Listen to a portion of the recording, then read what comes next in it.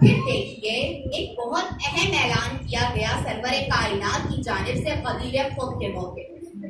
کتاب سیرت الامیر القومی، مؤلف ہے مولانا مفتی جعفر حسین، جلد نمبر 1، واقعہ خطبہ غدیر میں وہ حوالہ دے رہے ہیں اہل سنت کی مشہور و معروف کتاب صحیح مسلم کا۔ صحیح مسلم جلد نمبر 2، راوی ہے زید ابن ارقم۔ وہ کیا کہتے ہیں کہ جب غدیر خم میں سرور کائنات نے اونٹوں کی کجاووں کا منبر تیار کیا اور وہاں پہ گئے ہیں اور لوگوں سے مخاطب ہوئے ہیں تو ان کو کیا کہتے ہیں کہ میں تمہارے پاس 2 چیزیں چھوڑ کے جا رہا ہوں، ایک قرآن جو کہ اللہ کی طرف سے نور و ہدایت کا سرچشمہ ہے، اور دوسرا کہنے سے پہلے سرور کائنات نے ایک جملہ کہا۔ وہ کیا کہتے ہیں؟ اے لوگوں، میں اہل بیت کے حق کے بارے میں تمہیں اللہ سے خبردار کرتا ہوں، میں اہل بیت کے حق کے بارے میں تمہیں اللہ سے خبردار کرتا ہوں، میں اہل بیت کے حق کے بارے میں تمہیں اللہ سے خبردار کرتا ہوں۔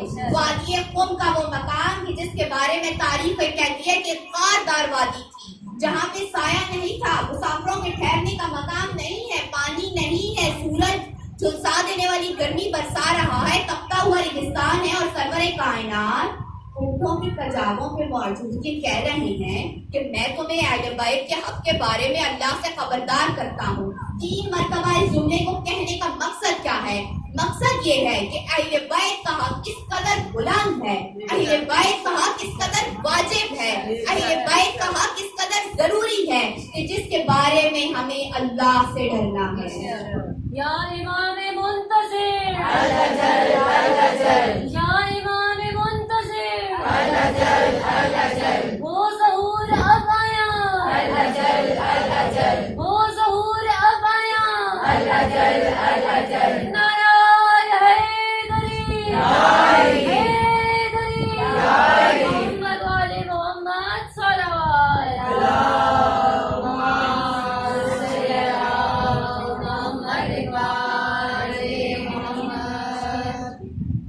اہل بیت کا کون سا حق ہے جس کے بارے میں سرکار تکرار کر رہی ہے وادی قم میں؟ وہ حق ہے کہ تاریخ کی سیاہ صفحوں پہ ہمیں ملتا ہے۔ وہ کون سا حق ہے؟ وہ امام المتقی علی بن ابی طالب کے خلافت کے موقع پہ نہ دیا جانے والا حق ہے۔ وہ حق ہے جو دختر رسول جناب فاطمہ الزہرا سلام اللہ علیہا کو نہیں دیا گیا۔ وہ حق ہے جو امام حسن مجتبیٰ علیہ السلام کی خلافت کے معاملے پہ نہیں دیا گیا۔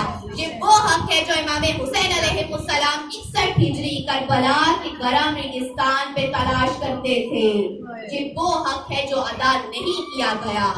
اور اب جب ہم ان حقوق کا تذکرہ کرتے ہیں کہ وہ حق جو نہیں دیے گئے، ہم ان حقوق پہ ماتم داری کرتے ہیں، ہم گریہ کرتے ہیں، ہم سوگ کرتے ہیں، ہم احتجاج کرتے ہیں، تو پھر ہم پہ کیا ضروری ہے کہ ہم اس حق کو ادا کریں۔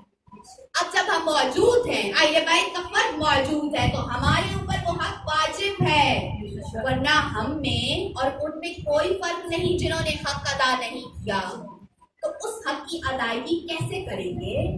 اس حق کی ادائیگی کے لیے آپ کو کربلا جانا،